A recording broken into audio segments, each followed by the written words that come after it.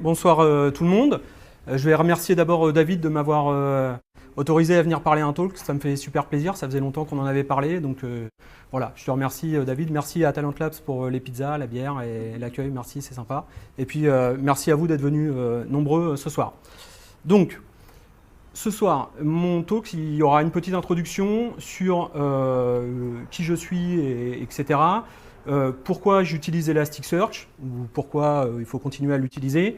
J'ai une grosse partie sur la classification automatique. On regardera ensemble comment chez Bypass on a fait sur certaines parties pour classifier des documents. Et ensuite, ça répondra à une question qu'on a eue tout à l'heure sur comment intégrer un dashboard Kibana dans une iframe d'une application.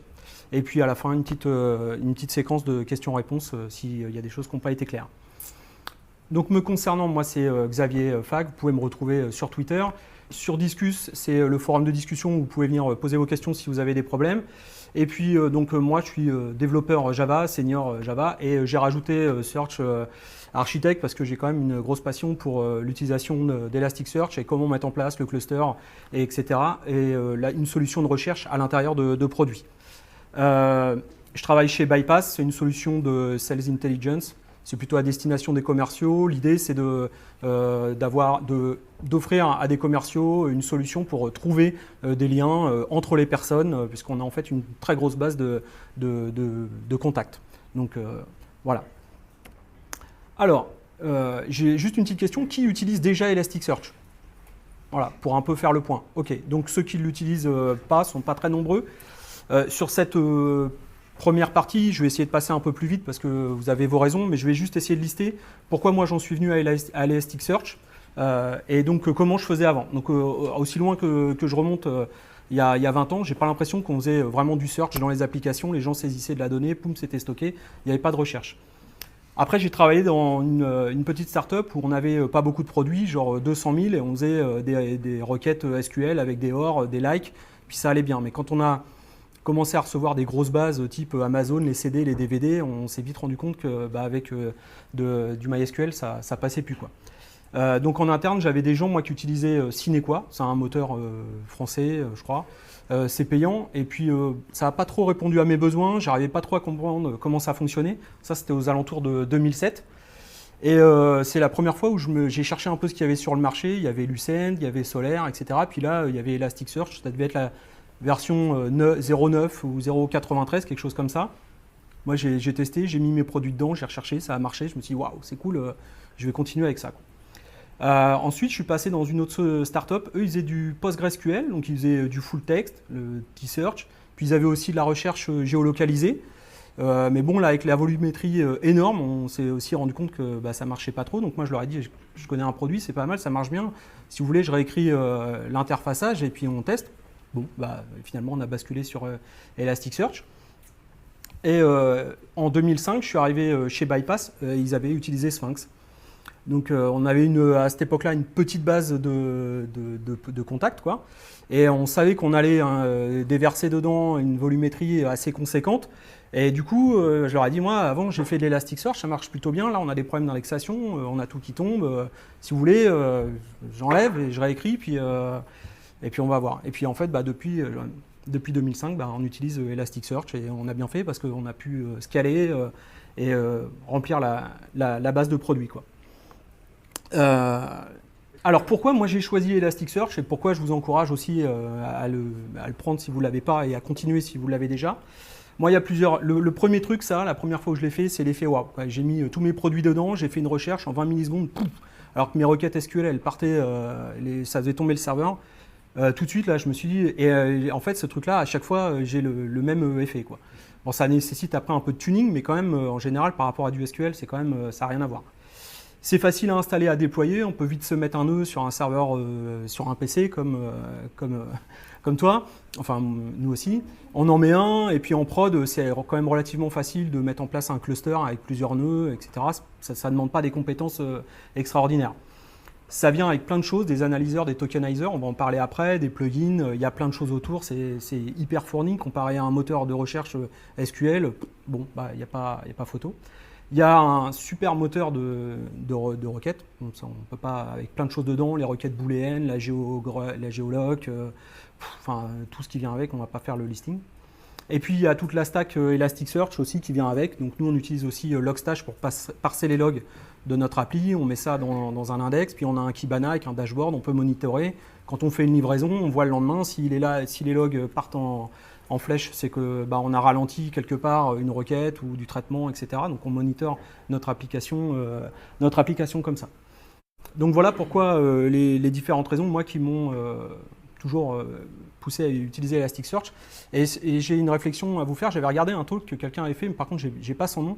Et il disait quelque chose qui était un peu ça, c'est-à-dire que souvent, par exemple, au cours de notre vie de développeur, on utilise des outils et on change d'outil. Alors je vais prendre un exemple, on avait besoin de cache, on avait mis du même cache-D. Puis après on se dit ah ouais mais il ne marche pas super bien, on ne peut pas faire du cluster, on va changer, on va mettre du Redis. Bon on a changé, même cache-D Redis.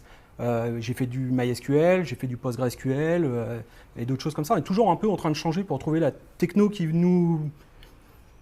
répond à nos besoins. Et en fait sur les 10 ans qui sont passés, la vérité c'est que j'ai toujours changé d'un truc pour Elasticsearch, mais je ne suis jamais revenu en arrière en me disant tiens, je vais le remplacer parce que ça ne répond pas à mes besoins. Et donc ça, je trouve que c'est plutôt positif parce que ce n'est pas le cas de tous les outils.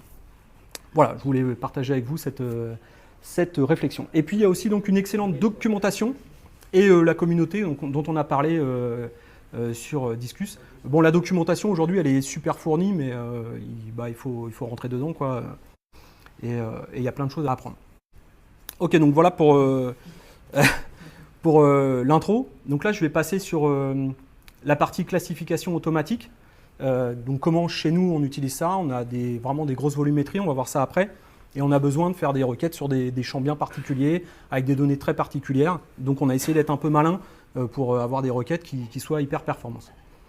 Juste avant, je vous présente vite fait, nous, la stack. On est dans une startup, on n'a pas une stack de fou, on a essayé de rester assez sobre. On a des serveurs Tomcat, on a un petit, enfin pas un cluster, mais quelques MySQL.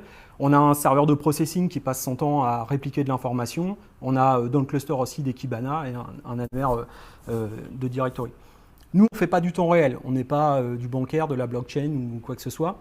Donc on peut se permettre de réindexer des données. Alors on fait un full tous les week-ends. Alors on a des grosses requêtes SQL, ça part pendant 12 heures. La requête SQL, puis après ça balance tout dans Elasticsearch. Et on fait des incrémentaux tous les soirs. Donc voilà, on a une petite stack comme ça, quoi. Alors le use case. Chez Bypass, on a des profils qui viennent d'un peu partout sur le web. LinkedIn, Viadeo, Crunchbase, Xing, n'importe quoi. Ces gens-là, vous pouvez déclarer que vous travaillez dans telle ou telle société. Et puis vous avez aussi ce que nous on appelle un intitulé de poste. Je suis senior Java développeur, ou je suis assistante de direction, je suis CTO, peu importe. Donc les gens, ils mettent un texte qui est libre, puisqu'ils ont saisi ce qu'ils voulaient. Nous, le use case, c'est de reconstituer un organigramme de société, donc c'est-à-dire que les gens puissent voir dans le commercial qui va l'utiliser, puissent voir la société représentée sous une forme de pyramide. Et donc le travail que l'on devait faire, c'était être capable de classer dynamiquement. Les gens, ils vont plutôt être dirigeants, comme là on voit le dirigeant d'Elasticsearch, ou alors ils vont plutôt être donc les différents niveaux, il y a 5 niveaux, là j'en affiche que 4, mais directeur, etc. En fonction de leur intitulé de poste, et dynamiquement, il faut que les gens viennent se positionner dans la pyramide. Donc chez Elasticsearch, là aujourd'hui vous êtes 1200, mais chez 1500. Mais bon, chez Microsoft, ils sont 200 000, donc il faut aller, ou chez Google, ou des choses comme ça, il y a vraiment énormément de profils. Donc, il faut réussir, pareil, à reconstituer cette pyramide en venant positionner les gens dedans. Les 3 autres petits points qu'il y a, c'est qu'il faut être capable de les trier par... donc là, ils sont triés, ce que nous, on appelle le niveau hiérarchique. Donc, on y reviendra plus tard. Il y a aussi le secteur d'activité, l'IT, la communication, la finance, la stratégie, les ventes, etc. Donc, toujours à partir de l'intitulé du poste, comment on va pouvoir mettre la bonne personne dans le bon secteur d'activité. On a après un filtre de région qui n'est pas déployé, mais on a toutes les régions du monde. Donc le gars qui va utiliser peut dire moi je vais prendre que ceux qui sont en France, ou alors dans le 92, le 27 et le 59, quoi. donc avec un niveau assez fin de détail, ou aux US, une région des US, l'Angleterre, etc. Donc tout ça fait que ça fait des critères, et quand il rafraîchit, on lui rafraîchit son organigramme pour l'appliquer, toujours pareil, à la pyramide.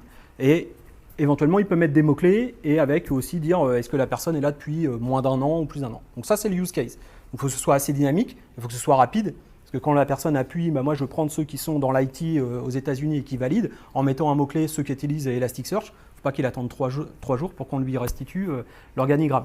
Rien n'est précalculé dans l'organigramme. Les organigrammes, à la limite, ils sont en cache pour 30 minutes, mais les choses ne sont pas calculées. Donc voilà comment on va essayer de résoudre le problème de classer les gens dans l'organigramme. Alors, la première chose à faire, quand moi j'utilise Elasticsearch, c'est de voir comment sont faits les datas et d'utiliser les mappings. Parce que les mappings, c'est ce qui va décrire comment vous allez stocker vos données dans Elasticsearch. Donc ça a vraiment besoin d'être super précis. C'est vraiment de la haute couture. On va détailler qu'est-ce que je prends, est-ce que je prends. Donc là, on a pour le premier un type tout bête, on va mettre un long, parce qu'on sait que c'est l'ID dans notre base MySQL qui identifie la société. Ok, pas de problème. Après, on a d'autres champs, les noms, les prénoms, les adresses, comme tu avais. Et puis, on peut avoir des expériences aussi en nested. Et on a aussi, pour chaque expérience qui est justement en nested dans le document, on va pouvoir définir. Donc nous, on a fait plusieurs champs. On a fait un champ qui va définir la hiérarchie, avec un filtre. Donc là, c'est un type texte, mais il a un analyseur un peu spécifique, hiérarchie. Le secteur, donc vente, IT, etc., c'est pareil. On lui a fait un champ texte, mais avec un analyseur différent, qui va être le secteur. Donc on va pouvoir regarder comment, une fois qu'on a défini comment on allait stocker nos données, comment on va vraiment bien détailler comment va fonctionner l'analyseur. Je vous ai mis dans un premier temps l'analyseur qu'on utilise par défaut sur nos champs texte. Donc il est custom parce qu'on l'a un petit peu modifié. Le tokenizer, c'est celui qui va tronçonner tous les mots pour en faire la liste de mots qui vont être utilisés. On a un petit char filter qui lui remplace, on va le voir après, des cotes un peu bizarres. Et puis ensuite, on a toute une série de filtres qui vont s'appliquer sur le texte par défaut. Donc lowercase, ASCII folding, le trim, l'élision. Et après, on a 2 dictionnaires un peu de synonymes qui vont s'enchaîner les uns. Donc ça, c'est l'analyseur par défaut. Je vous montre aussi l'analyseur, parce que c'est celui qui nous intéresse, sur la hiérarchie, donc qui s'applique à notre champ hiérarchique. Donc là, on a pareil, il est custom parce qu'on l'a customisé. Le tokenizer, il tronçonne pareil. Les codes toujours, parce que les gens, ils saisissent un peu n'importe quoi. Les codes, des fois, c'est à l'endroit, à l'envers, un accent grave, etc. Donc on remet des codes pour l'élision. On va voir ça après. Et donc après, on fait lowercase, on met tout en minuscule. ASCII folding, on enlève les et, accent grave, etc. On met tout sans accent. Le trim, on enlève s'il y a trop d'espace. L'élision, elle enlève tout ce qui est L apostrophe, M apostrophe, ça marche aussi en anglais. Enfin, tout ce qui est accroché avec une cote, d'où l'intérêt de normaliser les cotes. Et puis ensuite, on a des dictionnaires. Le premier, ça va être nos synonymes. Donc on va voir comment ils fonctionnent. On a ensuite un dictionnaire de termes hiérarchiques. Donc là, c'est notre thésaurus qui va dire chaque intitulé de poste qui arrive pour être indexé, on va voir ça va repérer les mots dedans pour en déduire un niveau hiérarchique. Et on stockera dans ce champ-là le niveau hiérarchique ou le secteur qui correspond. Donc on va voir un peu après. Ensuite, on a keepword. Alors keepword, c'est intéressant parce que lui, ça évite d'indexer plein de choses dont on n'a pas besoin. On va juste garder les mots qui nous intéressent. Donc on a des champs un peu spécifiques comme ça. Ça réduit le volume de data indexée et du coup, ça a des meilleures performances.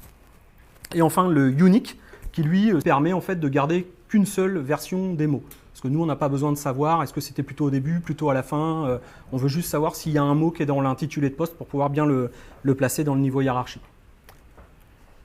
Alors, là, je vais vous montrer un petit peu les filtres dont on a parlé avant. Comment est-ce qu'ils sont aussi eux-mêmes définis. Parce que nous, on fait vraiment du... Enfin, moi, j'aime bien faire ça, que tout soit parfaitement maîtrisé pour être sûr de qu'est-ce qui rentre, qu'est-ce qui passe. Donc, le filtre de type synonyme. Donc, nous, c'est des synonymes. Et on a un fichier texte où dedans, on a mis, par exemple, je ne sais pas... alors, ce que l'on fait, c'est qu'on transforme tout ce qui est pluriel en singulier, tout ce qui est féminin en masculin. Et donc, je ne sais pas, développeuse va devenir développeur, etc. Enfin, vous avez compris. Donc on a un premier dictionnaire qui est comme ça. Et on l'enrichit au fur et à mesure. À chaque réindexation, comme on réindexe tous les week-ends, il suffit de relivrer le fichier texte s'il y a eu des modifications. Et chaque nouvel index va bénéficier de de ce nouveau dictionnaire. L'élision, donc c'est ce qu'on a dit, ça enlève tous les petites particules qui peuvent être avant et après. Et enfin, on a un dictionnaire de hiérarchie, où là, on a un fichier texte qui est livré aussi sur le serveur. Donc chaque nœud du cluster a un fichier texte. Donc quand on a une nouvelle version de Thesaurus à livrer, on doit le livrer en automatique sur tous les nœuds du serveur. Et c'est pris en charge qu'à la création du nouvel index. Chaque index qui existe déjà, il va fonctionner avec la version du dictionnaire au moment où il a été créé. Ça, je vous le dis au cas où. Alors, qu'est-ce qu'on met nous là-dedans? C'est là où on a essayé d'être un petit peu malin. On a fait des dictionnaires où on a d'abord pris tous les gars de notre base et on a fait des statistiques pour essayer de voir quels sont les intitulés de postes qui arrivent le plus souvent. Et ensuite, on les a donc classés par ceux qui arrivent le plus souvent pour les traiter en premier. Et on a fait des grands dictionnaires. Donc là, c'est vraiment des toutes petites parties. Et donc, on a mis toutes les expressions. Et à la fin, on a dit, tiens, on va remplacer par un mot qui ne veut rien dire pour personne, mais ça va être le mot. Donc on a 5 hiérarchies, donc hiérarchie 1, 2, 3, 4, 5, et on a des gros dictionnaires comme ça, où chaque expression renvoie juste vers un de ces termes. Donc là, on voit, j'ai pris des petits extraits, donc ça peut être fait aussi en italien, et on a fait la même chose pour les secteurs. Donc tout ce qui est avocat, juriste, légal, on dit c'est sector 3, et là il y a 16 niveaux. Et donc, dans notre base de données, on a l'équivalent. On sait que quand l'utilisateur veut demander le niveau 4, en fait, on va aller rechercher sur le champ « Donne-moi tous ceux qui sont hiérarchie 1 et qui sont secteur 12, par exemple. » Et donc là, on n'a pas du tout d'analyse sémantique à ce moment-là, mais c'est fait au moment de l'indexation. C'est Elasticsearch. Dès qu'il reçoit du texte sur le champ de type secteur ou hiérarchie, il dit « Ah, j'ai un analyseur particulier. Bon, je vais appliquer la chaîne des filtres. » Donc là, je l'ai dit, je ne l'ai peut-être pas dit précisé avant, mais la liste des filtres que vous définissez, elle a une importance puisque c'est l'ordre de traitement du texte. Comment est-ce qu'il va être analysé à chaque étape pour enfin arriver et être indexé. Et c'est la même chose, l'analyseur est appliqué sur chaque champ au moment de la recherche. Donc si la personne tape du texte, ça passe dans l'analyseur qui correspond au texte, c'est appliqué et ça va aller aussi avec ce genre de mots. Donc ça va être traduit par Elasticsearch. Si je tape je veux chercher un directeur fondateur, lui il va transcrire ça en hiérarchie 1 et il va me dire dis-moi tous ceux qui ont hiérarchie 1. Je ne sais pas si c'est très clair, mais bon. Donc on a nos deux dictionnaires. Donc ce que je voulais vous faire, c'est qu'est-ce qui se passe si j'ai quelqu'un qui s'est déclaré co-founder, présidente directrice générale de l'export chez Netflix. Donc la première étape, quand il se passe comme ça, donc nous, on va indexer tous les profils, on n'a aucun pré-traitement, on récupère de la donnée, on pousse ça dans Elasticsearch et il doit se débrouiller avec la définition qu'il a du champ et les dictionnaires qui existent à cet instant-là. Donc la première chose à faire, c'est qu'il va faire tokeniser tout ça, donc on va se retrouver avec des morceaux, et on va enchaîner ensuite la liste des filtres que l'on a vu tout à l'heure. Le premier va faire le lowercase, donc il prend chaque mot qui a été tronçonné, il met tout en lowercase. Jusque-là, c'est simple. ASCII folding, donc là on va enlever général par général, présidente, président, etc. Donc là on simplifie comme ça. Ensuite on a le trim, là le trim n'intervient pas, il n'y a pas trop d'espace ou de tabulation ou quoi que ce soit, on a fait quelque chose de fin. Élision, donc là il enlève la cote, elle a été corrigée, j'ai mis volontairement une espèce de cote à l'envers, donc elle avait été corrigée par notre petit char filter qui va remplacer. Donc nous, on a décidé de remettre tout à la cote standard. Et donc, du coup, l'élision, il l'a reconnu. Il a dit, OK, le L', je l'enlève. Là, ça devient intéressant. On va passer dans notre premier dictionnaire de synonymes, où on a mis des expressions, et donc qui va commencer à reconnaître qu'est-ce qu'il doit garder. Donc là, il reconnaît que co-founder, c'était deux mots séparés. Nous, on a décidé que c'était un mot, parce que par statistique, on a vu quelles sont celles qui apparaissent le plus souvent. Donc il va remplacer co-founder par co-founder en un seul mot. Présidente, il l'a mis au singulier, masculin, enfin président. Directrice est devenue directeur. Général avec un E, il va devenir général. Et tout le reste de l'export chez Netflix, n'a pas changé parce que c'est pas dans les dictionnaires de hiérarchie, c'est pas dans les dictionnaires de secteur, ça ne l'intéresse pas. Enfin là pour le coup, on fait l'analyse de la hiérarchie. On passe au suivant, où là on a défini nos hiérarchies. Et là il remplace les tokens qu'il connaît par les tokens qui nous intéressent. Co-founder devient hiérarchie 1, Président devient hiérarchie 1, parce que c'est rempli comme ça. Directeur général, c'est une expression, il la reconnaît, il met hiérarchie 1. Et après, il ne connaît pas 2. Il connaît export, c'est hiérarchie 4, il le remplace dedans.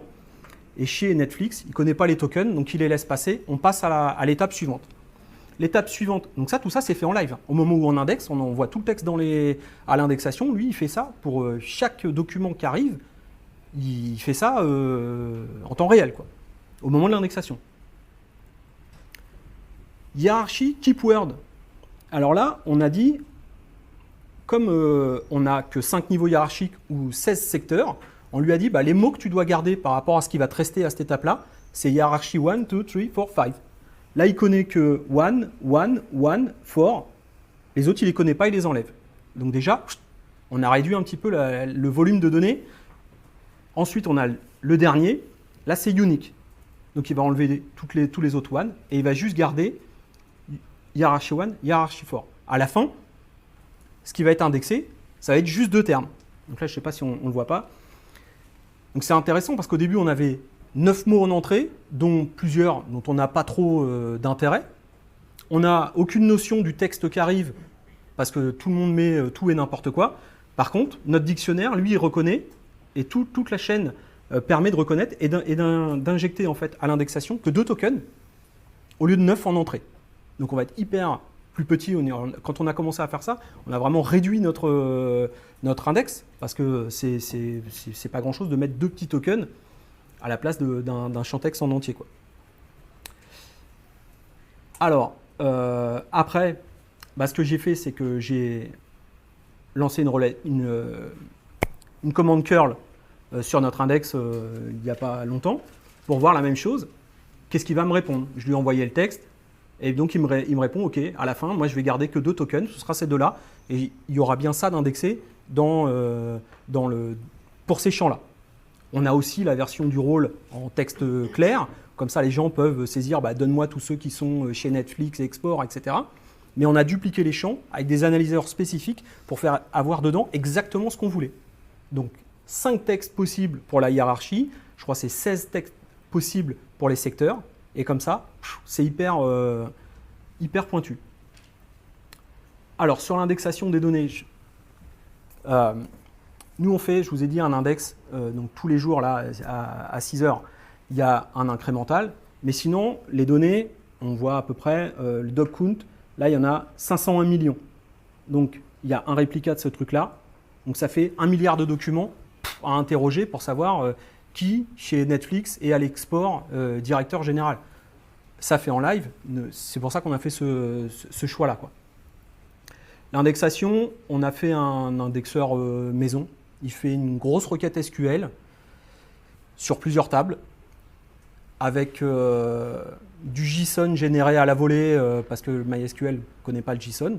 Donc on fait des concaténations de champs pour faire des nested ensuite, etc. Donc la requête est vraiment très lourde, mais par contre l'indexation est hyper rapide. Voilà, cherchez l'erreur. Du coup, on a des requêtes vraiment très compliquées, mais j'ai mis juste un exemple pour ça. On va juste lui dire, donne-moi les champs des utilisateurs dont dans les nested experience ont le champ hiérarchie tout. Ce qui est beaucoup plus simple que de dire, donne-moi tous ceux qui sont CTO ou CEO ou directeur général ou etc. etc. Parce qu'au début, on faisait ça avec Sphinx, il y avait ça, quoi. C'était une liste de où. C'était juste pas possible, quoi. Et plus le dictionnaire grossissait, ça devenait impossible, quoi. Donc voilà comment est classifiée l'information au niveau des niveaux hiérarchiques. On le fait aussi. Alors l'output, j'ai mis l'output de la requête. Donc là, en 200 millisecondes, il nous a dit qu'il y a 26 millions de personnes qui sont dans la hiérarchie 1, quoi. Voilà. Tous les shards ont répondu, nickel. On fait la même chose sur la partie géoloc. On ne voulait pas faire de la géoloc avec Banno, par exemple, en France, qui permet de un peu convertir une adresse. Vous avez une adresse de rue, 5 rue de la Pompe, c'est quoi la géoloc exacte, etc. Puisque chez Bypass, on est à l'international, donc on a des gens en Italie, etc. Enfin, partout, aux US, en Australie. Donc on ne pouvait pas essayer de trouver une solution pour résoudre ce problème. Par contre, on a eu l'idée de se dire on va faire la même chose que les dictionnaires qu'on a fait tout à l'heure, mais on va faire des dictionnaires de géologues. Et c'est assez simple.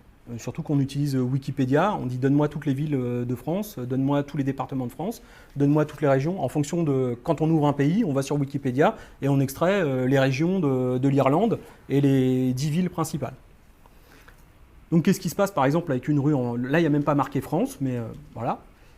Donc on fait un coup de lowercase et il nous reste ces tokens-là. Et nous on a un dictionnaire qui nous dit que l'expression Boulogne-sur-Mer, en fait c'est la région Pas-de-Calais. Ok.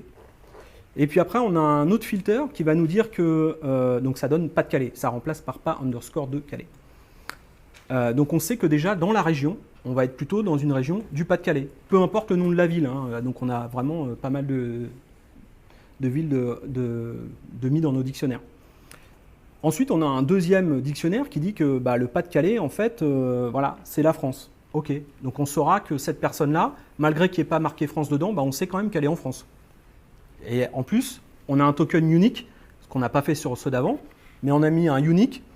Et les keywords, c'est les 250 pays du monde. Donc on sait qu'on gardera que les 250 pays si on les a reconnus.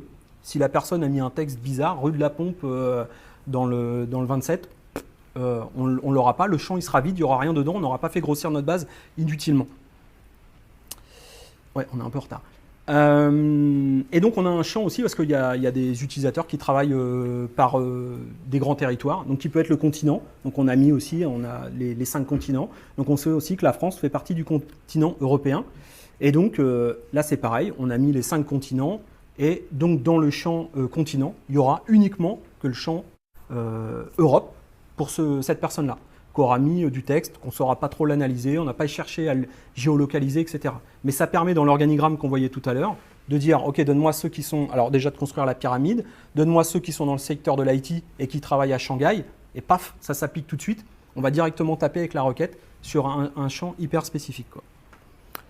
Voilà, pour la classification automatique. C'était s'il y a des questions, on y reviendra tout à l'heure. Je vais passer peut-être un petit peu rapidement, mais on va voir. Sur Kibana, c'est pas mal, ça répond à la question qu'on avait tout à l'heure. Donc nous, on avait besoin, on était startup, on avait besoin d'un dashboard dynamique et clair. Okay. On avait besoin d'un minimum de sécurité, il ne fallait pas qu'il soit ouvert sur le web et que les gens aillent voir ou quoi que ce soit. On voulait que ce soit dans l'application, pour que quand l'utilisateur est authentifié dans notre application, il puisse avoir un petit dashboard. Et il fallait que ce soit fait pour la veille et qu'en plus que ce soit gratuit.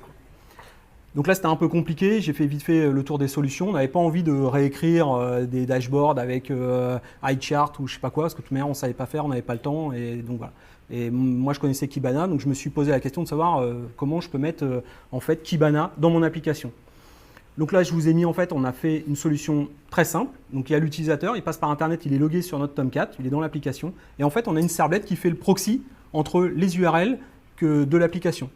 Et tout passe par cette servlette proxy qui, de toute manière, est authentifiée dans le Tomcat. Donc je n'ai pas mis le code, parce que là, je vous ai mis, il y a des petites subtilités, etc. Mais voilà, c'est read-only et c'est sécurisé. Le Kibana, il est dans le cloud, il n'y a aucun problème, personne ne peut y accéder. Et à l'intérieur de l'application, alors on va d'abord dans Kibana, on a créé nos petits, donc pour ceux qui connaissent les petites visualisations, ensuite on fait le dashboard, etc. Une fois qu'on a fait notre index de reporting et que notre dashboard il est branché dans Kibana, on le met derrière la servlette. Donc la servlette, on fait du GWT, pas de commentaire. On a une iframe dedans. Dans cette iframe, on met l'URL que l'on a préparé avec des choses, underscore query et underscore période. Et quand l'utilisateur sélectionne une période ou une team différent ou un utilisateur différent, on remplace l'URL, on rafraîchit l'iframe. Et donc du coup, bim, on a dans l'application, donc là, il y a des filtres en haut, et le dashboard qui est directement embedded dans l'application. Ça répond aux besoins, rapide, simple, efficace et gratuit pour le coup. Voilà pour la partie, donc là on a une petite minute de retard. Voilà, après on pourra passer aux questions.